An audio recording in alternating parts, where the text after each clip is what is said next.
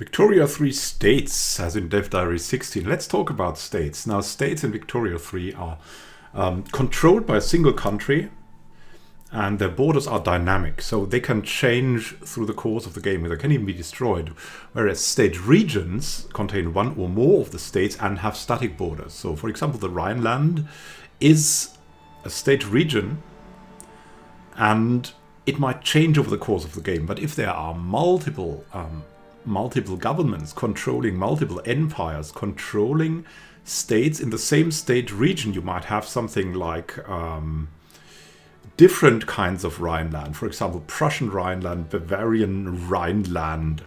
If there are multiple states and if there are multiple governments controlling the states, this is the case. So we get to the example, for example, this. Political control of the state region of Rajputana is split between numerous Indian princes, none of which control enough of the region for their part to be considered Rajputana proper. Let's see here, we have Jodhpur, states in Rajputana, we have Bikaner, Jalsamar, Merwa, Jodhpur and Jaipur.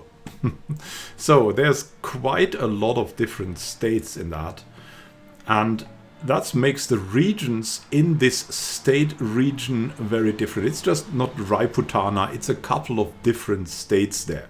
Now, states in Victoria 3 have different attributes. One of the attributes is the incorporation of the state. So there are different incorporation states. First, the incorporated state. A state that is fully integrated political unit in the country. State incurs full bureaucracy costs, pays all forms of taxes required by the government, gets the benefit of all national institutions. Then we have an unincorporated state. State that is owned but only very lightly administered by the country, comparable to example, if you have very low control in Crusader Kings 3 in a newly acquired region, such as frontier states. Unincorporated states do not incur any bureaucracy costs, but only pay certain taxes, such as consumption taxes, get no benefits from national institutions, and have reduced infrastructure. So they're just not that developed because they don't belong to the state really that much, because they're a border region or because they're new to the government. Then we have the colonial state, a state that is considered to be an overseas colony. It works similar to an unincorporated state. For example, similar to EU4, where you also have kind of colonial states, but you don't have much control over them. And they don't give you like their full income. But also they get increased immigration at the expense of even lower infrastructure in the colonial states. You can change that unincorporated or colonial status as long as you have the bureaucracy that would be needed to properly administer it. So if you have enough bureaucracy, you can include more and more regions, state regions in your government and get full taxes and so on of it. But if you have not enough bureaucracy, then your control over your land is fading and you won't get a lot of taxes, etc. from it. They will be unincorporated then. There are other things to a state, other attributes. For example, it can be a capital state, political capital of a country. All popes living in the capital state have increased political power. That's quite an important one, right? And then you have the market capital. That's economically important. It's the economic capital of a country. It has increased infrastructure and migration attraction. So if that combines, you have a very, very powerful capital that you have to guard. Then you have a state in turmoil. A state that has too many political radicals as a percentage of population will experience a state of turmoil. A state with turmoil suffers penalties in the form of increased tax waste and reduced migration attraction. These penalties can be reduced by investing into the police institution. So to get rid of radicals or to control radicals, you will have to invest into police even. We have an example here, Pennsylvania as an incorporated state, contributing both taxes and a star on the flag of the United States of America. As you can see here, it's an incorporated state, and that is also the cost for that incorporation, the bureaucracy cost. It's 161.5 in that case. And yeah, it's a market state. Probably. It belongs to the American market at least. It has a lot of infrastructure. It has 100% market access. It gives taxation. It has some expenses, but it's overall probably a very good state. Then you have conditions that you can inherit from the state regions. So, for example, state traits. These represent a wide variety of geographical features that have an impact on the economy, infrastructure and/or population of entire state regions. For example, there could be big mountains there. There could be a mountain pass. There could be a big river there. There could be like the sea there. All of that influences the infrastructure and probably other things in the state and also the states of that region. Then we have claims. A state region can be claimed by a country that does not currently own it, but are broadly considered to have a legitimate reason to think that they maybe should. And more details in that about diplomacy and war. Then we have homelands. Every culture has one or more state regions that most people in that culture consider to be their natural homeland. It does not consider the views of anyone else outside of that culture. For example, the Swedes don't get any say in which state regions the Russians consider to be their homelands and vice versa, which can lead to pretty significant conflicts, of course. It has certain effects that we'll go over in later dev diaries. So that's probably a source of high conflict, that homeland thing. Of course, things like these are especially the case for very, very valuable states like that.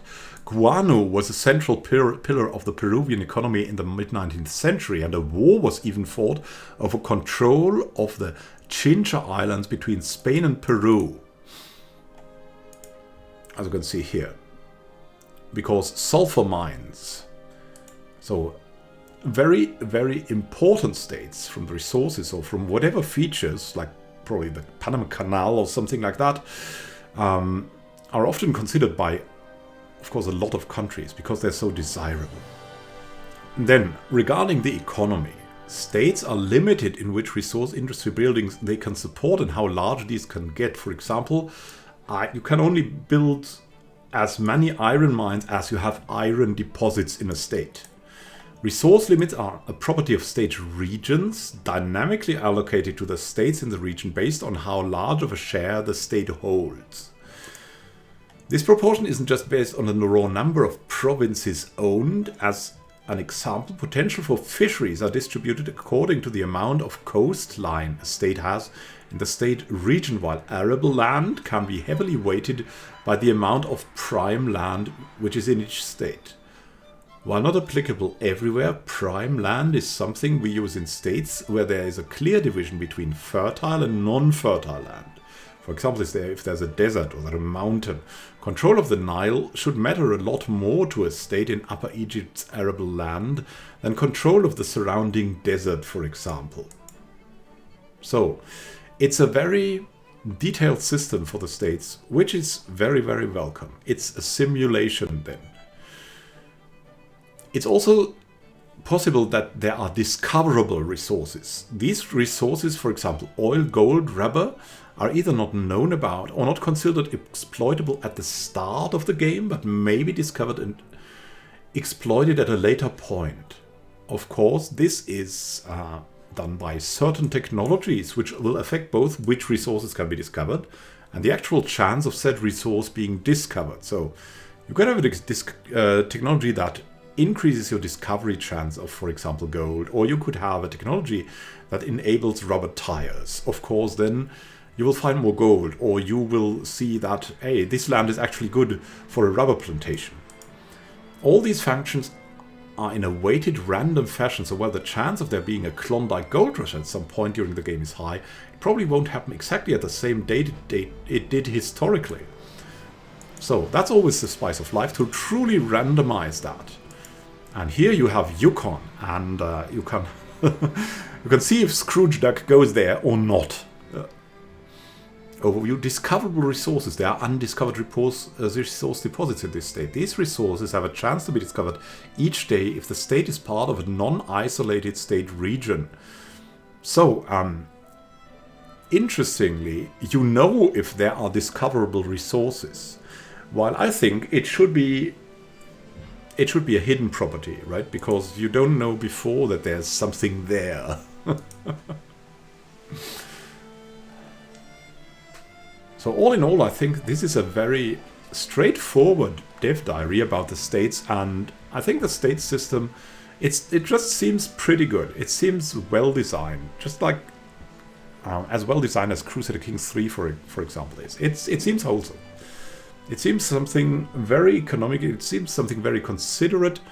And what I always like is the inclusion of these geographical features that make a big difference all over the world.